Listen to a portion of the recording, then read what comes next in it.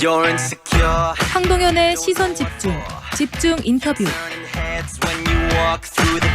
예, 영화 82년생 김지영이 지난 2주 만에 240만 명 관객을 돌파했습니다만 해묵은 젠더 갈등의 평점 테러까지 영화 개봉 전후로 해서 각종 논란이 끊이질 않고 있습니다. 이 82년생 김지영이 담고 있는 사회적 의미가 무엇인지, 우리 사회가 82년생 김지영이 열광하고 분노하는 이유, 정덕형 문화평론가 전화 연결해서 들어보겠습니다. 안녕하세요. 안녕하세요. 네. 영화 82년생 김지영 인기가 좀 뜨겁습니다. 어느 정도입니까? 아까 말씀하신 대로 11월 3일 현재 250만 관객을 동원했고요. 네. 사실은 이 영화는 소설 원작에서부터 좀 화제가 컸었죠. 예. 이게 조남주 작가죠? 예, 2016년에 발간한 소설 원작인데요. 이 조남주 작가는 PD수첩 메인 작가로 일했었던 분입니다. 네. 그러다가 이제 육아 문제로 전업주부가 됐는데 이제 자기 자신의 아주 자전적인 이야기를 소설로 썼었죠. 네. 2016년에 발간한 이후에 2년 만에 100만 부를 돌파한 작품이고요. 네.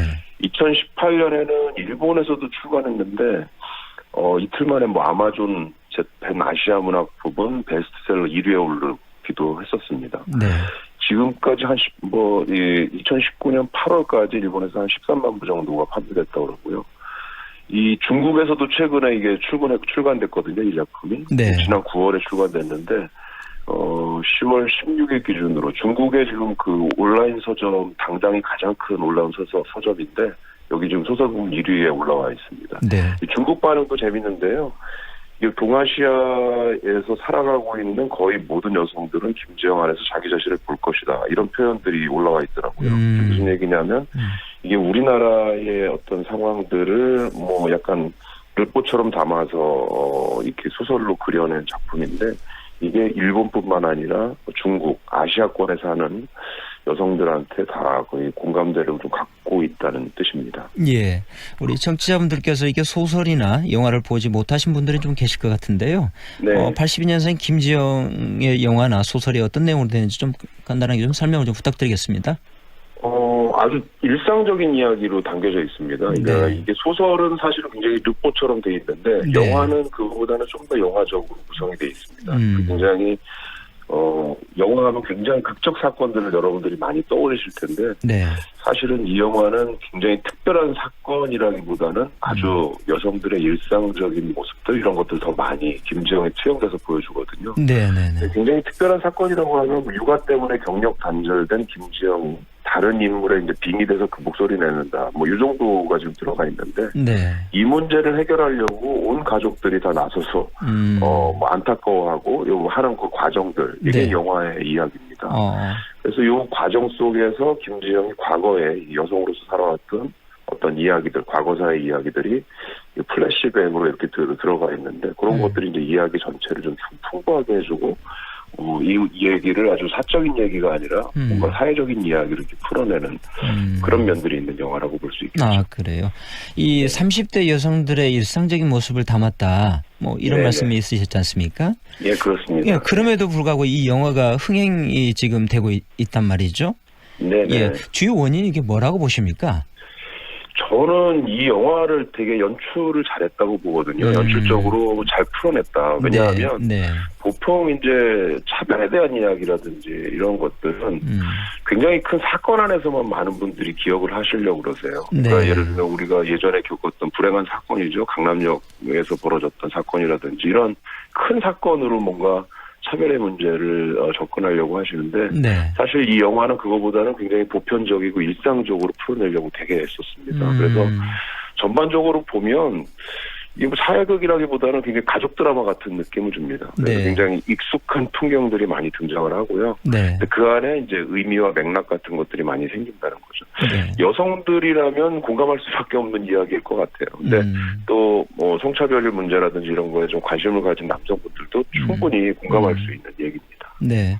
그럼에도 불구하고 일각에서는 일부의 그 남성들께서 열받아서 봤다 뭐 이런 평가도 좀 이어지고 있는 것 같은데요. 어떻게 보십니까?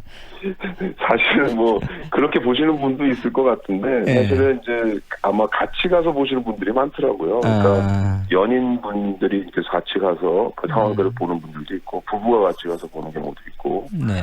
이렇게 남성분들은 이제 그렇게 해서 찾아가서 보시는 분도 있고 그다음에 또 한 번 이제 궁금하기도 할 거 아니에요. 지금 이렇게 얘기가 좀 뜨겁고 막 이러다 보니 네. 도대체 얼만큼 다뤘어? 뭐 어떤 얘기인데 이렇게 뜨거운 거야? 하면서 보긴 보는데 네. 가서 실제로 보시면 아마 뭐 이 정도까지 얘기 뭐 평점 테러 얘기까지 나올 정도의 그런 얘기 영화는 아닌데 이렇게 생각하실 분들이 많을 것 같습니다. 네.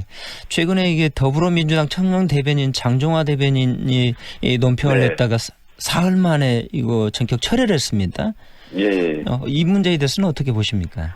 그만큼 이제 뜨겁다는 거죠. 그러니까 이게 뭐냐면 영화를 보고 뭐 다양한 해석들이나 다양한 관점들이 필요하다는 건데 네. 지금 이제 이 영화는 그게 너무 과열돼 있습니다. 그 영화 자체는 굉장히 담담하게 서 있는데 네. 영화 바깥에서 이걸 보는 시선들이 굉장히 첨예하게 이렇게 대립돼 있는 부분들이 있거든요. 네. 네. 그래서 지금 이 영화를 가지고 좀 평점 테러라든지 뭐 젠더 갈등 등이 나오는 이유는 영화 자체가 촉발했다기보다는 영화 바깥에 있는 현실적인 상황들이 영화 속으로 끌어들여진 듯한 느낌을 많이 주게 됩니다. 그래서 예.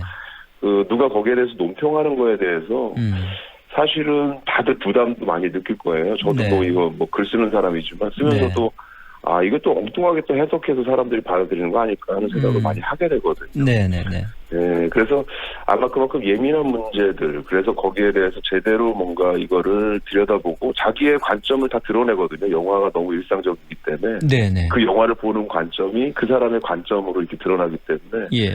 아마 그분이 했던 이야기가 그렇게 좀 큰 반향을 일으킨 건 그게 이 사적인 얘기로 자기의 관점을 얘기한 건 상관이 없겠지만 뭔가 공적인 위치에 계신 분이 이제 얘기한 거라 네네. 이제 그런 얘기들이 더 깊게 나왔던 부분이 아닐까 생각이 듭니다. 네. 영화 밖에 사회적 현상이 좀 뜨겁다 예민하다 이렇게 지금 말씀해 주시는 것으로 들리는데요.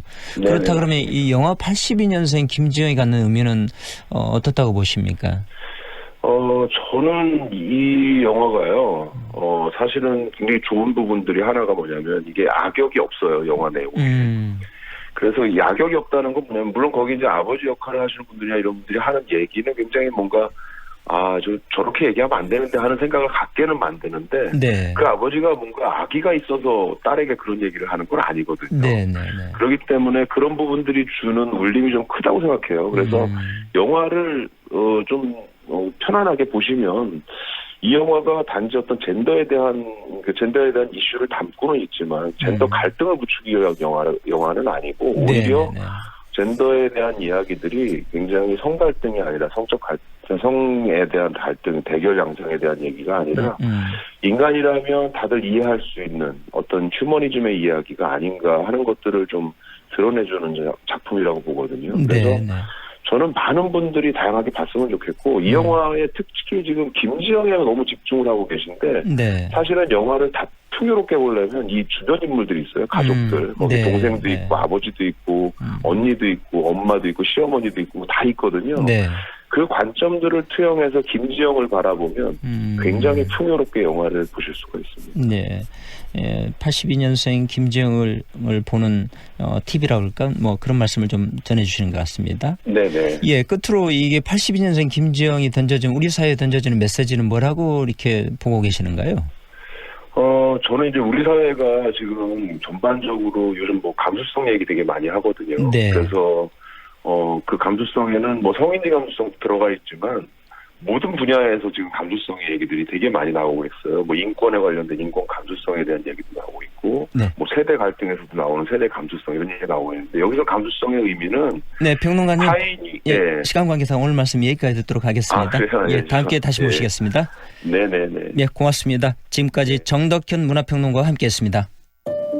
좁은 국토를 효율적으로 활용하여 에너지 영토를